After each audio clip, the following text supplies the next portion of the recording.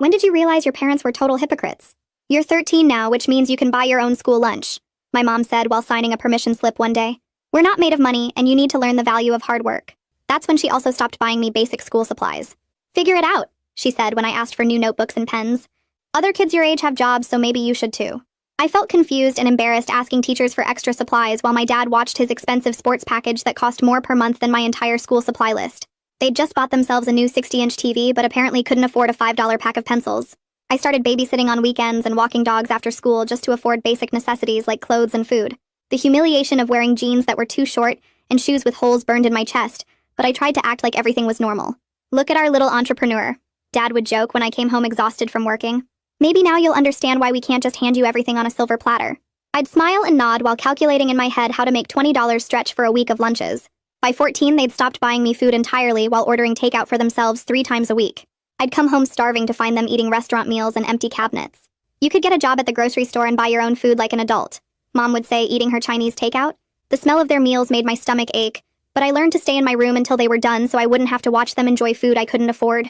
I got better at managing money than my parents ever were because I had to make every dollar count. While they impulse bought gadgets and restaurant meals, I researched every purchase and found the best deals. I started a small business doing yard work and pet sitting that brought in decent money. The irony was that I had more financial discipline as a teenager than they did as adults. But they still mocked me for being poor when I wore thrift store clothes. It's embarrassing having a daughter who dresses like she's homeless, Mom said when I wore a secondhand dress to a family event. People are going to think we don't take care of you. I wanted to scream that they literally didn't take care of me and hadn't bought me clothes in 3 years. Dad would complain to his friends about how expensive kids were while I sat there knowing I'd been financially independent since middle school. I expanded my business and started making real money doing lawn care and pet services for half the neighborhood. My parents acted like my success was somehow thanks to their tough love approach. See what happens when you stop enabling kids and make them work for what they want, Dad would tell people. She's learned the value of a dollar unlike these spoiled brats whose parents just hand them everything. He said this while drinking $30 bottles of wine and playing golf at the country club. But then Dad got laid off from his job and suddenly their attitude toward money changed completely. We're going through a rough patch financially, Mom explained while asking if I could loan them money for groceries. Just until your father finds something new. I watched them panic about missing one mortgage payment while I'd been budgeting down to the penny for years. They had no savings despite making good money because they'd spent every dollar on wants instead of needs. You've got all that money just sitting in your account, Dad said when I refused to give them cash. Family helps family during hard times. I reminded him that family was supposed to help family when I was 13, and eating peanut butter for dinner every night. That was different because we were teaching you responsibility. Mom said like that made any sense. This is a real emergency. They kept asking for money every few days and getting angrier when I said no. You're being selfish and ungrateful after everything we've done for you, Dad said during one of his begging sessions. We could have kicked you out years ago, but we let you live here for free. I pointed out that letting your minor child live in your house was the legal minimum requirement for parents. Don't get smart with us when we're asking for help, Mom snapped back. I was counting my savings and planning to move out for college when both my parents cornered me in the kitchen with serious expressions. We've been talking, and we think it's time for you to start contributing to household expenses, Mom said while Dad nodded behind her. You're 15 now, and you make good money, so it's only fair that you pay rent. Dad stepped closer with a contract in his hands. $500 a month plus utilities, or you can find somewhere else to live. I stare at the contract Dad's holding, and my mind goes completely blank for a second. The paper has official-looking headers and lines for signatures. $500 a month plus utilities means I'd be paying nearly everything I earn, leaving almost nothing for food or emergencies. I did the math in my head fast. Between my lawn care business and the pet sitting, I bring in about $600 on a good month. Utilities in this house run at least another $150 during summer when they blast the air conditioning. That would leave me $50 for everything else. Food, clothes, school supplies, gas for the mower, everything. My parents are watching me like they expect me to just sign. Mom has her arms crossed and Dad's holding out a pen. I tell them I need time to think about it and retreat to my room before they can argue. Dad calls after me about being dramatic, but I close my door and lock it. My hands shake as I pull out my budget notebook and run the numbers, confirming what I already know. This would destroy everything I've built. I've been so careful with every dollar for 3 years. I have $2,000 saved up for emergencies and college application fees. If I paid them rent, that savings would be gone in 4 months, and I'd have nothing left over for the basics they stopped providing. I write out different scenarios, but they all end the same way. There's no version where this works without me going hungry or losing my business equipment. The notebook pages blur a little because my eyes are watering, but I'm not crying. I'm just mad and scared and trying to figure out what to do.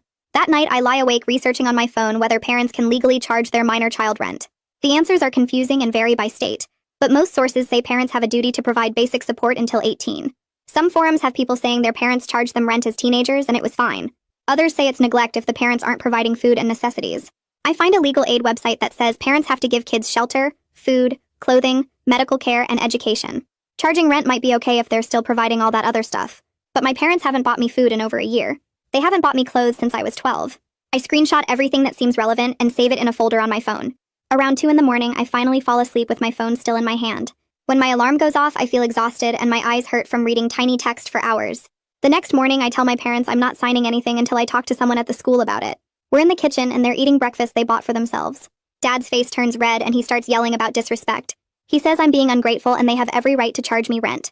Mom joins in saying I'm acting like a spoiled brat who thinks she's too good to help her own family. I stay calm even though my heart is pounding. I tell them I just want to make sure I understand everything before I sign a legal contract. Dad slams his coffee mug on the counter and coffee splashes everywhere. He starts toward me, but I grab my backpack and leave for school early. I hear him yelling behind me as I walk down the driveway, but I don't look back. My hands are shaking again as I unlock my bike. The ride to the school usually takes 15 minutes, but I do it in 10 because I'm pedaling so hard. I spend my morning classes barely paying attention, trying to figure out who I can trust with this. My math teacher is explaining something about equations, but I'm just staring at my notebook. In English, we're supposed to be doing group work, but I tell my group I don't feel good and sit by myself. The school counselor, Mr. Gilmore, has always been nice when I've seen her in the halls, so during lunch I walk to her office. The main office secretary asks if I have an appointment. I tell her it's kind of an emergency, and she looks at me for a second before picking up the phone. 5 minutes later, Mr. Gilmore comes out and brings me into her office. She's probably in her 40s with gray hair, and she's wearing a cardigan even though it's warm. Her office has plants on the windowsill and motivational posters on the walls. Mrs. Gilmore listens to everything without interrupting, and when I finish, she looks genuinely concerned. I tell her about being 13 when they stopped buying lunch and supplies, about working since middle school to afford food and clothes, about them ordering takeout while I ate peanut butter, about the locked pantry and the contract Dad wants me to sign. She writes things down in a notebook and nods. When I'm done talking, she asks if I feel safe at home and whether my parents have ever been physically violent, which they haven't. She asks if they've ever hit me or threatened to hurt me. I tell her no, they've never done that. They just stopped taking care of me financially, and now they want me to pay them. Mrs. Gilmore's expression gets more serious and she taps her pen on the desk. She explains that while she's not a lawyer, charging rent to a minor raises serious questions about parental obligations. She says parents are supposed to provide basic necessities until their kids turn 18. If they're charging rent but not providing food or clothes, that could be considered neglect. She opens a drawer and pulls out some pamphlets about free legal aid services. She asks if I'd be comfortable with her making some calls to get me connected with someone who can give real legal advice. I tell her yes, please. I need help figuring this out. Mrs. Gilmore picks up her phone and steps outside for a minute. Through the window in her door, I can see her talking to someone and writing things down. When she comes back, she tells me she left a message with legal aid, and they should call back within a day or two. I agree and feel this huge weight lift just from telling someone the truth. For 3 years, I've been handling everything alone and pretending it was normal. Having an adult actually listen and take me seriously makes me want to cry, but I hold it together. Mrs. Gilmore also helps me apply for free lunch right there in her office, which I should have done years ago but was too embarrassed. She pulls up the form on her computer and helps me fill it out. She says it's nothing to be ashamed of and lots of students use the program. The application asks about household income and family size. Mrs. Gilmore helps me explain that my parents don't provide food money even though they live in the house. She submits it electronically and says I should be approved within a few days. When I leave her office, I feel lighter than I have in months. Someone knows. Someone is helping. I'm not completely alone anymore. 2 days later, I meet with Boyd from Legal Aid, who explains that parents must provide food, shelter, and basic necessities to minor children. Mrs. Gilmore set up the meeting and drove me to the Legal Aid office downtown after school. Boyd is younger than I expected, maybe in his 30s, with glasses and a tie. His office is small with boxes of files stacked everywhere. He has me sit down and pulls out a yellow notepad. He asks me to start from the beginning and tell him everything.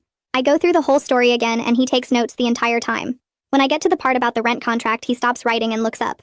Charging rent could be considered neglect if it prevents them from meeting those obligations, he says. He explains that parents have a legal duty to support their minor children. They can't just decide to stop providing necessities and charge rent instead. Boyd asks detailed questions about what my parents do provide versus what I pay for myself. When I list everything, food, clothes, school supplies, toiletries, his expression gets more serious. He writes it all down in 2 columns labeled provided and not provided. The not provided column is way longer. He asks about their income and whether they're actually struggling financially or just choosing not to spend money on me.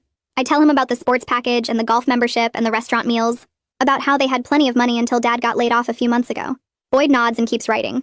He asks if I have any proof of what I'm telling him.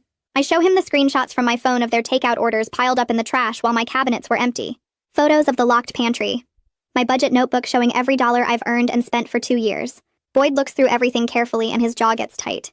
He closes the notebook and leans back in his chair. Boyd tells me this documentation is solid evidence and exactly what we need if things get worse. He explains that he can write a formal letter to my parents outlining their legal duties as parents of a minor child. The letter will cite specific state laws about providing food, shelter, clothing, and basic necessities.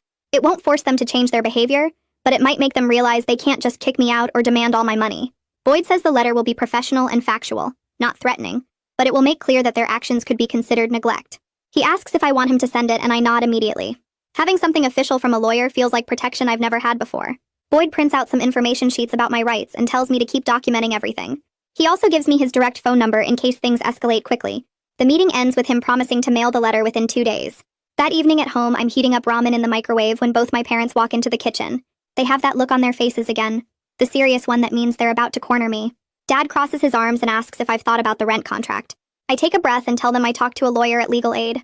Mom's face goes pale and Dad's jaw tightens. I explain that I learned parents have to provide basic necessities whether their kid pays rent or not. Dad's face turns red and he starts yelling about how I'm threatening them and trying to make them look like bad parents.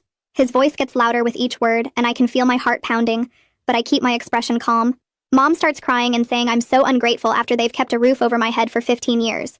She's doing that thing where she cries to make me feel guilty, but I've seen it too many times to fall for it anymore. Dad steps closer and says I'm tearing this family apart over money. I stay calm and repeat exactly what Boyd told me. I'm willing to help with chores around the house and contribute in reasonable ways, but I won't sign a contract that takes all my earnings. My voice stays steady even though my hands are shaking. I tell them I need my money for food and school supplies since they stopped providing those things years ago. Dad opens his mouth to yell again, but I just turn and walk toward my room. They're both shouting behind me about disrespect and ingratitude, but I keep walking. I hear them storm off to their bedroom and slam the door so hard the whole house shakes. I lock my